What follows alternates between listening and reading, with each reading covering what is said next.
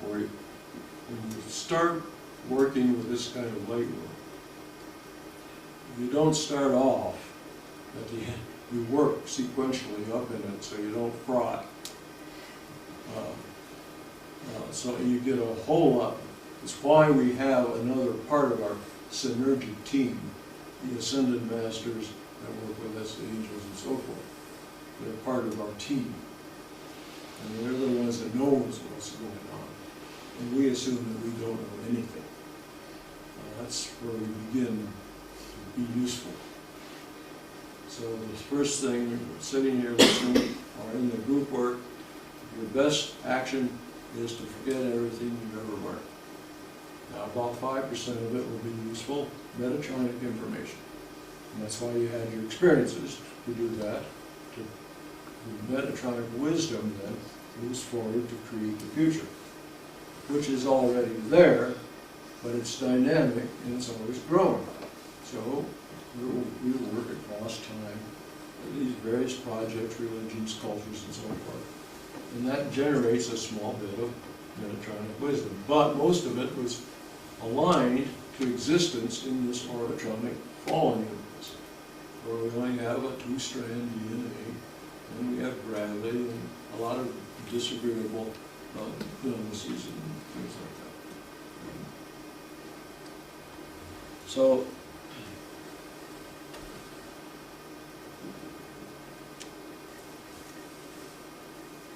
flashing universe, Metatronic,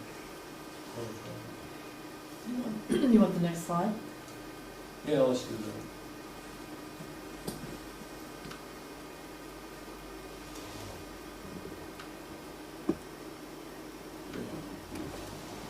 All right.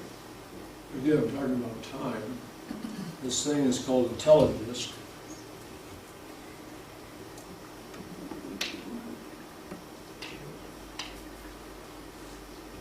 Back in Lyme, when we were training, the groups they found themselves moving sideways and into a new reality.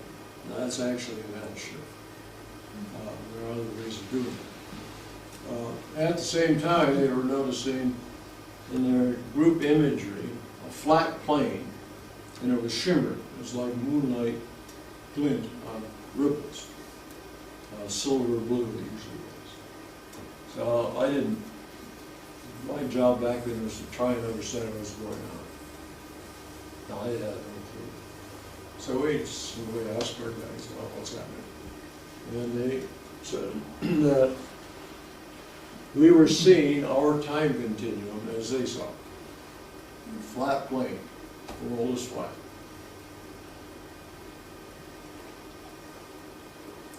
But it was coded.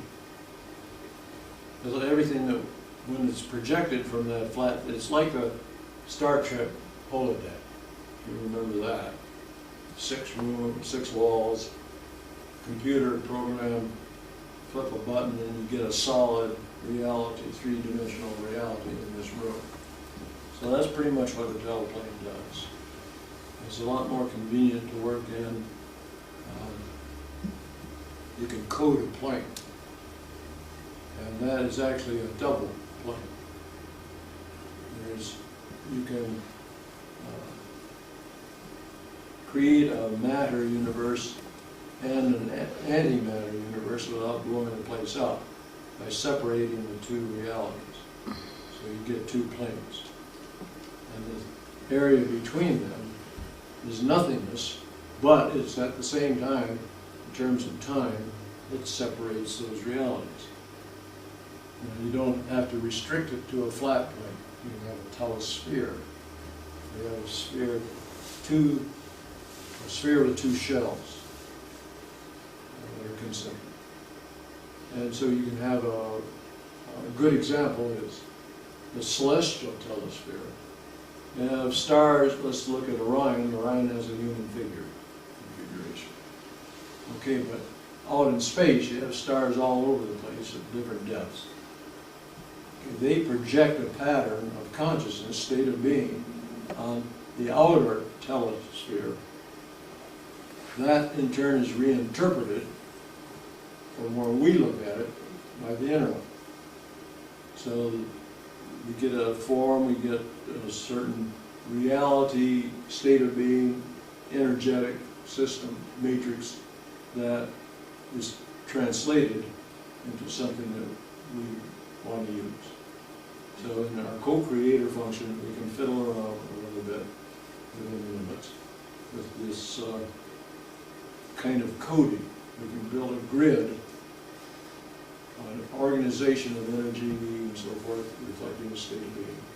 We can build a grid on our teleplane plane and ask it to translate to whatever, or work with the star, the stellar beings, or a hierarchy, or whoever, and they would set up their reality. So that's a crude way of putting it, but that's what we learn by it, and it's a good, it's a handy thing to have when you're into deep light work and understand what's going on. Like water is a teleplane. What's under the water is where the mind and the universe is.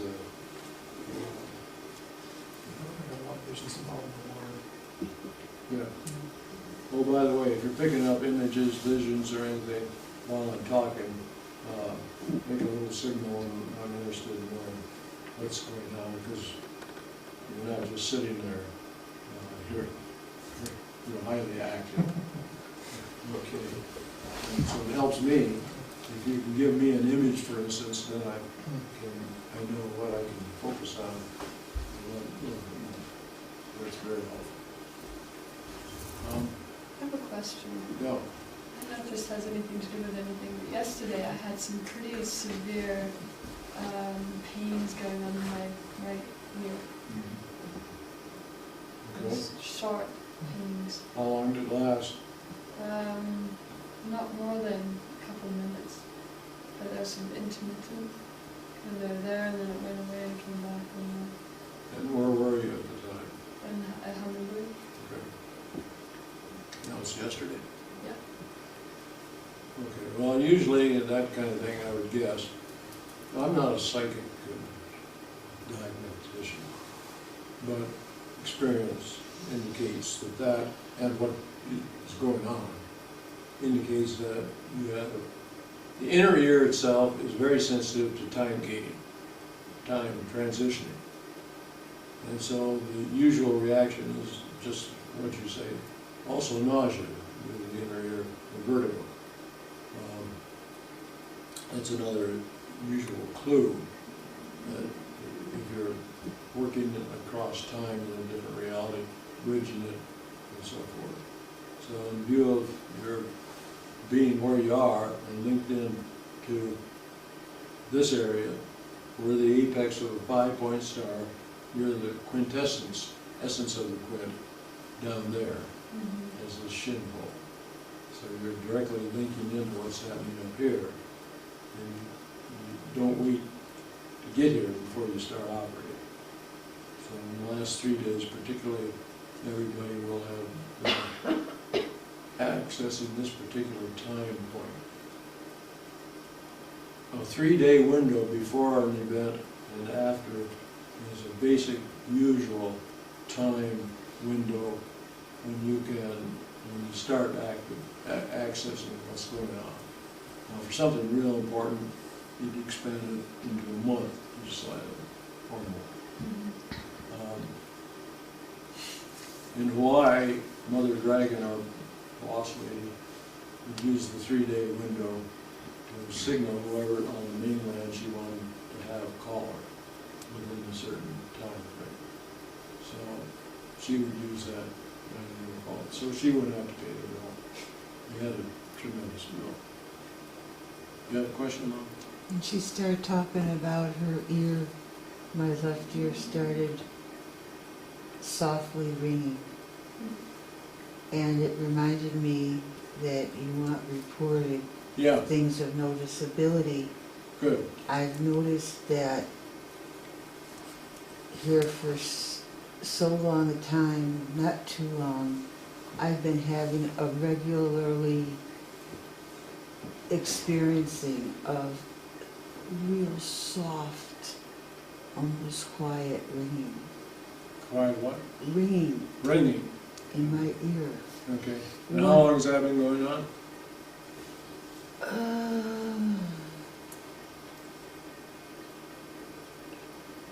I'm gonna venture to guess maybe a month to Okay. 2. All right. Okay. Here I think the ringing has to do what I call the Atoma hum, which we'll talk about right after the break. Thank you.